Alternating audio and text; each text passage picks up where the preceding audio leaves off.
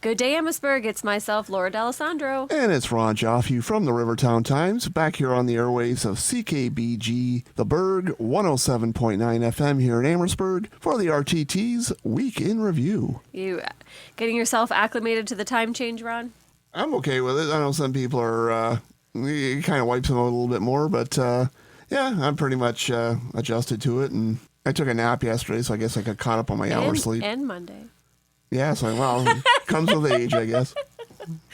I don't know. I was fine until yesterday. Yesterday it hit me. I think I was running, and then took a minute, and it just kind of hit us all. But having that extra daylight at the end of the day after dinner makes all the difference to me. And the warmer temperatures, oh my gosh, it feels like spring is upon us. It's coming, and I say that with a bit of trepidation because I know we can always get snow in April, but I'm really hoping the white stuff is behind us for this season. I wouldn't put away your winter coat just yet. I'm still wearing mine primarily because I don't know how to dress for the weather conditions. But usually I keep wearing mine until I know for sure that winter weather is safely in the rearview mirror. So July 1st? Pretty much, yeah. Yeah, you'll see me at Canada Day with my toque on, my winter jacket, and my glove. Well, I don't wear gloves because I always lose them. So Gotta get you those strings for your mitts. Exactly, yeah. Turning our attention to the paper now, Essex County has joined forces with the Border Mayors Alliance, the BMA, in the fight against the ongoing U.S. tariff threats. Yeah, County Council made the decision last Wednesday night at their regular meeting, as reported on by freelancer Fred Groves. All the mayors from the county will join the BMA. The county decided it would go into its reserves to pay the annual $10,000 membership to the BMA, and it become a future budget item if the county continues to be part of it. There will be two separate groups by the looks of it, one in Western Canada and the other one in the East. And the one in the eastern part of Canada will be chaired by Windsor Mayor Drew Dilkins.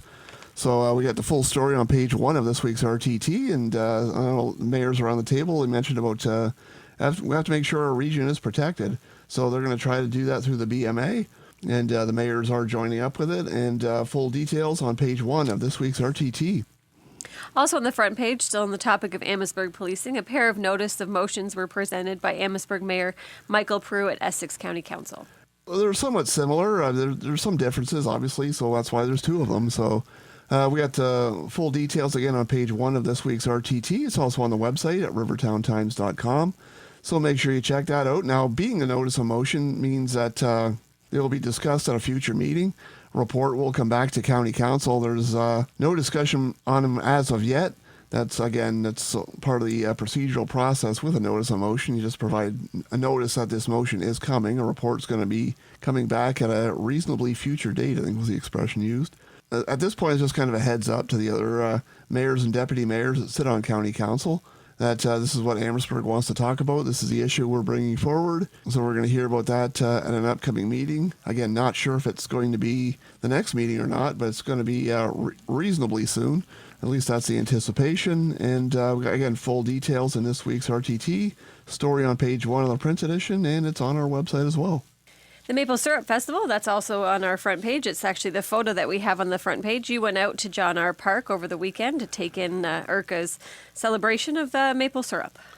Out at the homestead just east of Colchester, and even though we're out there, still had some good Amherstburg content as part of the festival. I know the Park House Museum were vendors in it. There's some other Amherstburg businesses as part of it, and folks from Amherstburg were out there enjoying the festival. And so that's actually our front page photo is the Kat Schreibert, the Park House curator, teaching another young lady how to do some tinsmithing. And again, that young lady also from Amherstburg and enjoying the festivities. So it's definitely a county-wide event, definitely a region-wide event. Again, that was the first weekend for it. It was kind of a lumberjack theme. Actually, it was a lumberjack theme. Not kind of, it was. It was. Let's be definitive. They had a lumberjack theme. And it's going to be Tasters Weekend this coming Saturday and Sunday back out at the homestead. It's a 2-weekend event, so one more weekend to come. Tasters Weekend, 11 to 4. This Saturday and Sunday back at John R. Park Homestead. Full details on the festival on page 3 of this week's Rivertown Times. Make sure you check that out. It's a good time to, if you want a little bit of a drive and not go too far. It's about, 20 minutes, half hour to get up to the homestead. Yeah, so, it's not bad. Yeah, so it's ticket prices do apply. So full details in this week's RTT and on the web. I was telling Ron this morning, we were going through the paper that during COVID, my family, we spent a lot of time at John R. Park during COVID. Yeah. So maybe to go out and take the kids out there to see this would give them maybe a nicer memory of John R. Park rather than just the lockdown days of COVID. Walker Aggregates out of McGregor Quarry received a Community Relations Award from the Ontario Stone, Sand and Gravel Association. So big accolades for them. Yeah, we got, that's on page 5 of this week's RTT. They put out a press release on it, and we followed up on it. We did turn that into a bit of a story, and we've got comments from the OSSGA, and that's coming from the announcement they made last week via email, and so make sure you check that out. And as has to do with the operations of the quarry, how they work with their neighbors out at McGregor. And so congratulations to Walker Aggregates McGregor Quarry, another big award. And we got details on page 5 of this week's RTT. Congratulations to them. The town of Amherstburg will be participating in a week-long emergency preparation training exercise. It's going to go from March 14th to the 21st. They'll be working alongside the City of Windsor, Windsor Regional Hospital, the Town of Essex, the County of Essex, and provincial and international partners as well. Yeah, so to simulate a coordinated response to a fictional nuclear event. Again, this is just an exercise. There's nothing actually wrong, but if something did go wrong, this is how they would respond to it. There will be some impacts in Amherstburg. So if the Libro Center will be closed next Monday through Wednesday, so that's March 17th through the 19th. It's closed. I should point out Team Rehab, located within the Libro Center, they'll still be open. It will not affect their business, but the rest of the building will be closed as part of the nuclear exercise. If you're going to the Libro next Monday through Wednesday and you find it closed, that's what's happening. Again, with the exception of Team Rehab. They have a number of municipal partners, I don't know, as Laura mentioned, and we had more details on page 8 of this week's RTT. So make sure you check that out. Do they need any type of reenactors that you could be part of? Like you could be a corpse or something? I could. I think you play that part exceptionally well. Yeah, well, that's probably my best role, I think. I'm not much of an actor, but I think I can handle doing it. You could play dead. Yeah. You got that. Amherstburg Chamber of Commerce held their annual meeting. Oh, I guess it wasn't an annual meeting. It was their it was their AGM, right? The annual general meeting. Right. That was last Wednesday night. They held that the hole in the wall. They kind of reviewed everything that happened in 2024 and what they're looking for 2025. Yeah, they went over the board appointments, and again, many of the same faces are returning. And we have more details in this week's RTT. Dan Gemis remains the president. And the list of directors are in there as well. We got Vice President Sarah Sagan. Ron Bondi is the Vice President. Sarah Sagan remains as Secretary. Rob Carr is the Treasurer, and directors include Tammy Affleck, Brad Bondi, Jeremy Jones, Anna Morano, Wally McNeely, and Derek Roy. So all of that's on page 6 of this week's RTT with a couple of color photos. So again, it's kind of they reviewed their most recent year. And I know they got their Business Excellence Awards coming up in May. I know they're excited about that. That's back in McGregor again this year. And so, again, full details in this week's RTT and on the web. Looking forward to that chamber night. It's always fun out there in McGregor and have everybody come together and celebrate. I think it'll be a fun night.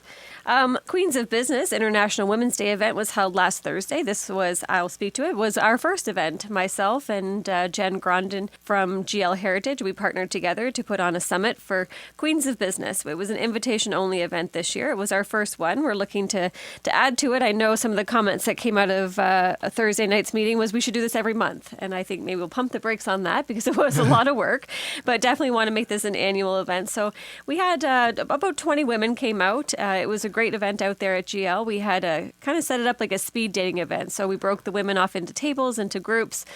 We had a list of 6 questions and a timer. So we went through the questions, giving everybody a chance to talk about their experience in the business world and what being in business as a woman means, and obviously all the different hats that women wear. So that was really great. We also had a guest speaker, Nancy. She spoke about wellness and how to achieve that work-life balance that we all seem to be striving for. So that was a great plug from her and some information. And it was also worked out really well. The proceeds that we made from the event went to Hiatus House, and Maggie was there on behalf of the Hiatus House and was able to give us a little insight as to what Hiatus House offers and their big goals that they have coming up for their transitional housing that they want to build for Hiatus House. So it was a great evening. It went way longer than we thought. Who knew that women could talk, Ron? Who knew? I wouldn't have guessed it. Wouldn't have guessed. I had to laugh, though. We were at GL, and Jen's daughter came in, and she taps me on the shoulder, said, "There's a man here." And I look on the screen, and it was Ron. Yeah. I'm like, oh, it's just Ron. He's allowed. I wasn't crashing the party. I just was there to take a few photos, and I left and let the proceedings transpire as they were scheduled to. So it wasn't just, lurking. Yeah, exactly. Yeah, some interloper showing up just to, what's going on here? No, just all part of the job. Then I left. So It was fun. There's a man. I'm like, that's fine. It's Ron. So thank you for coming out, Ron. We appreciate the coverage on that. And yesterday, I happily presented Maggie DeRoche with a check for $450 to Hiatus House from the proceeds from that night. So it was a great night to come together. And thank you to Jen Grondin from GL. It was always fun to go out to the brewery and share some food and fellowship with everybody out there. Turning our attention to sports, I say this with a heavy heart. The Admirals are down 3-0 in the second round. So they got a big hill. But maybe we could squeak out a win tomorrow night at home. yeah, I covered the first two games, and they're in the paper this week. Game one was last Friday night. Didn't go the Admirals' way. They got down 2-0 early, cut it down to 2-1, but Lakeshore pulled away and won 6-1 in game one. Game two was Saturday night at the Libros Center, and then looked fairly good early, scoreless after one. Lakeshore got a couple of goals in the second to go up 2-0 after two, and the wheels kind of came off in the third period. Lakeshore got 3 more goals and won 5-0, so a couple of 5-goal defeats in games 1 and 2. So that's covered in this week's RTT. Unfortunately, we couldn't include game 3 because it was last night after the paper went to press. And I guess one encouraging sign is that the Admirals played better, kept it closer. But the bad news is they lost game 3, 3-1.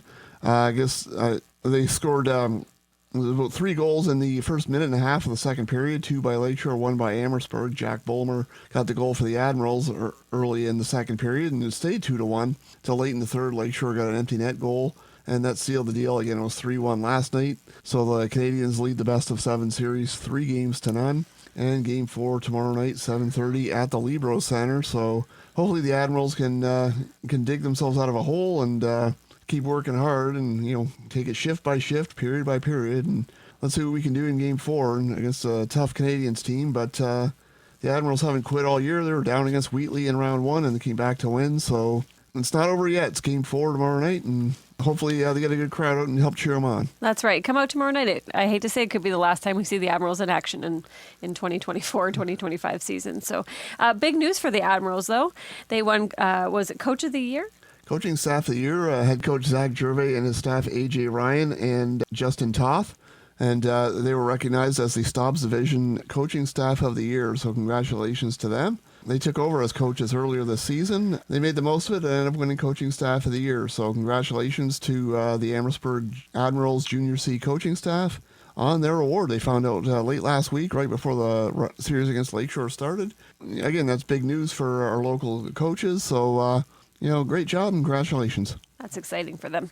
Turning our attention now, Monday is going to be St. Patrick's Day, so we have a special feature in the paper this week on page 9. We have ads in there from Sobeys, a list of events going on at the Legion.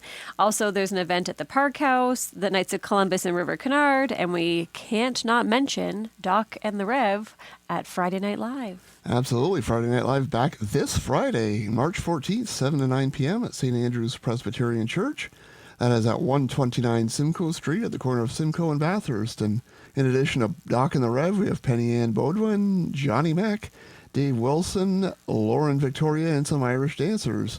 So make sure you check that out. And on the Park House event, that's Olwen Coughlin, and we got some live music. We got some soda bread to be served, and that's in talking to the curator Kat out at the park at General Park on the weekend. We talked about at the Park House as well. I guess it's filling up fast. So if you want to attend, space is limited, and shoot the Park House an email, parkhousemuseum@gmail.com, and check on availability. And that's going to be on Saturday, March 15th at 2:30. That's right? correct.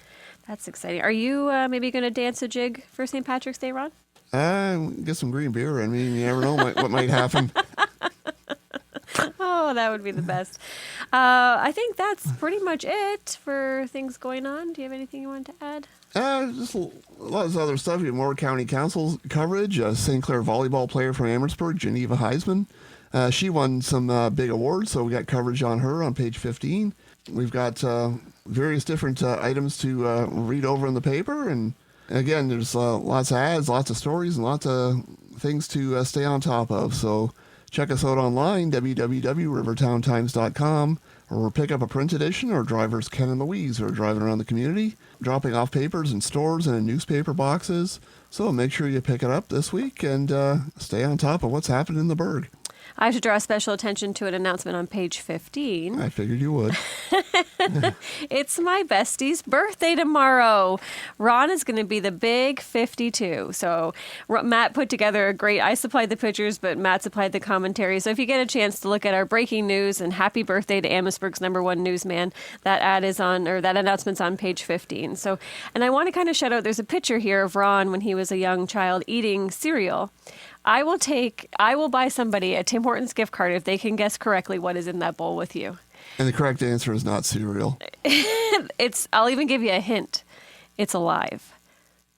Dun, dun, dun.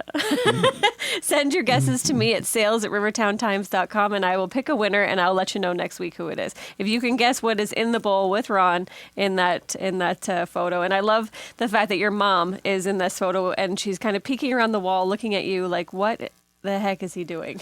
And again, I should point out, I was just a kid. I'll just say that. I'll leave it at that. Well, Ron, I'm so grateful to celebrate your day with you tomorrow, and I can't believe you're 52. You don't look a day over 51. So I'm lucky to call you my friend, my business partner, my family, and here's to another great year of doing all that we do together. And thank you. I appreciate that. And it's been a fun ride with you, and hopefully it continues for many more years. I keep you young, would you say, or? Yeah, we'll go with that. All right, Amherstburg, have a great day. Enjoy the sunshine. If you see Ron tomorrow, wish him a happy birthday. Thank you very much.